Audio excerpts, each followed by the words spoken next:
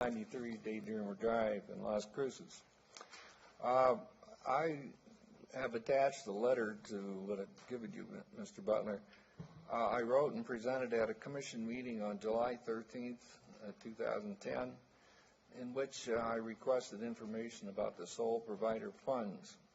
On that date, you publicly stated that I would have an answer by the next commission meeting.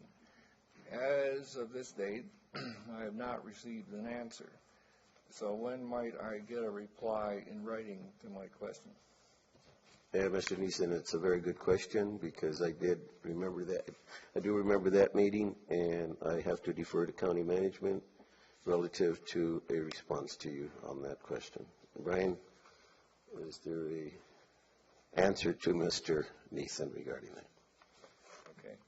So I can have it sent to me. I can't get to all the meetings because of classes.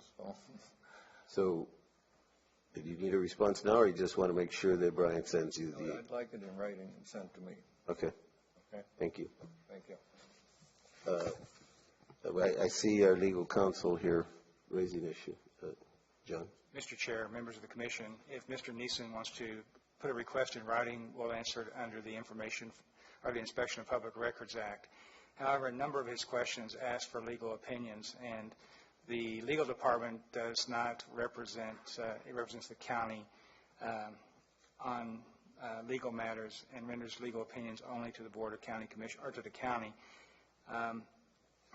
We'll provide the documents, and in fact we have in the past provided Mr. Neeson with the documents, but he's not asking for documents, he's asking for legal opinions, and I'm not quite sure how we should go about providing those. And Mr. Neeson, you've heard counsel. I think that at our last meeting when you asked for information, I wasn't aware that much of the information was relative to legal opinion. Can you be more specific and perhaps submit a written request into what is it exactly the information you want so that the county can respond?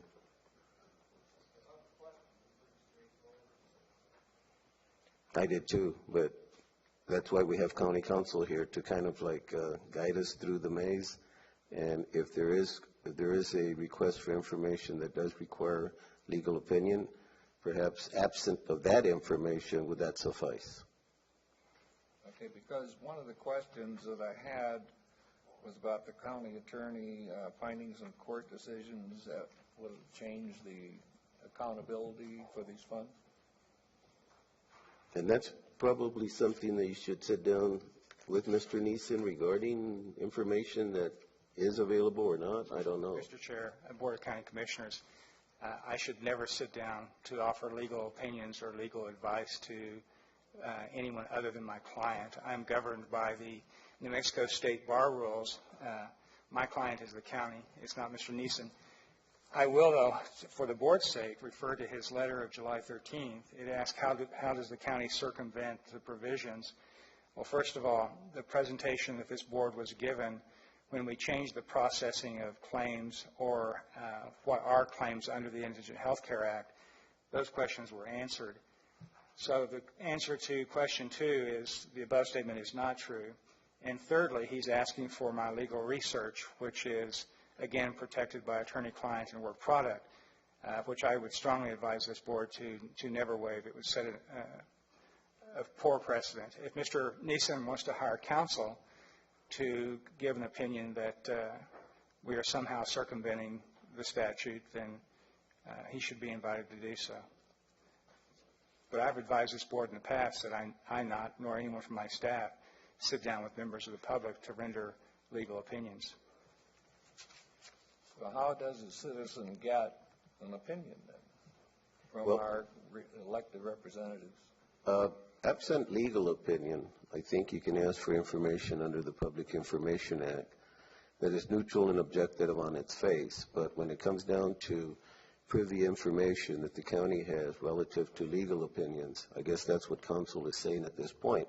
That's why he said to be more specific, because I know that this county has asked the state on occasion for an opinion on certain matters, and the state attorney general has advised this council, this commission, that the state gives opinion for state matters and not county matters. So it's one of those items that I really can't address as the chair other than be more specific without asking for legal opinion. So, okay, but the issue for me is this. I read the Indigent Hospital and County Health Care Act, and where it specifically says that the claims should be approved by the county commission. And now I understand that's not true anymore. You don't have to approve the claims anymore. Is that correct? Well, that's something I can discuss with council, because as far as I know, those agenda items have come before this commission, and we have approved all Mr. Chair? Yes. If we're going to continue with this dialogue, I would suggest to the board that we go into closed session to discuss the matter before we address Mr. Nissen any further. That it? Well, unless the commission wants to go into closed session, there should be a motion to discuss this further. If you feel that, as council has suggested, that you get an attorney, that's another matter. But I will entertain a motion to go into closed session by any one of the commissioners if we're treading a line of discussion.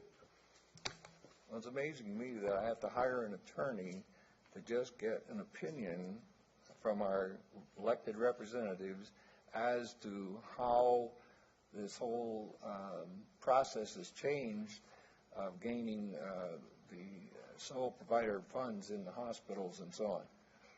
Mr. Chair, Commissioner Creighton.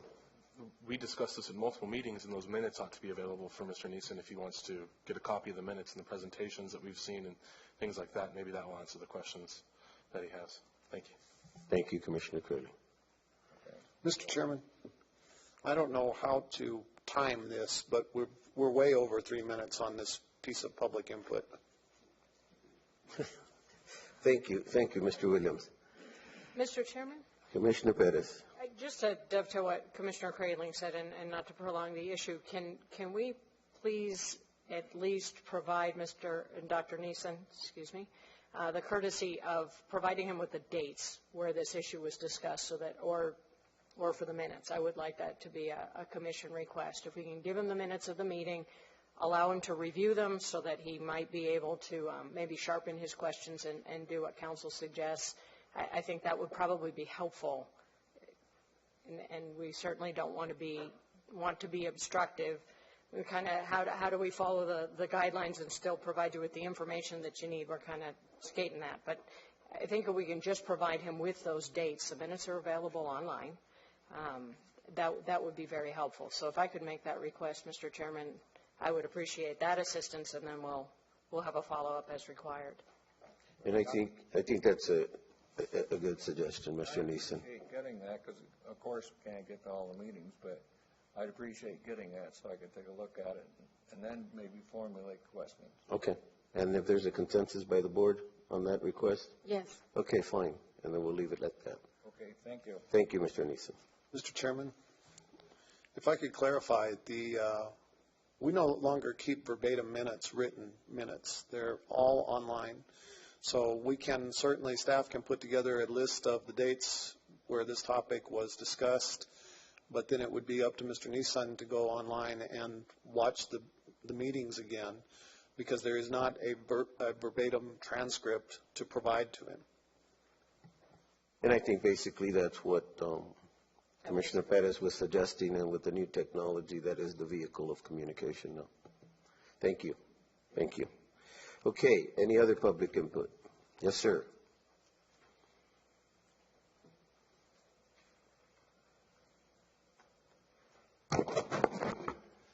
Thank you, Mr. Chair. Leon Billstone,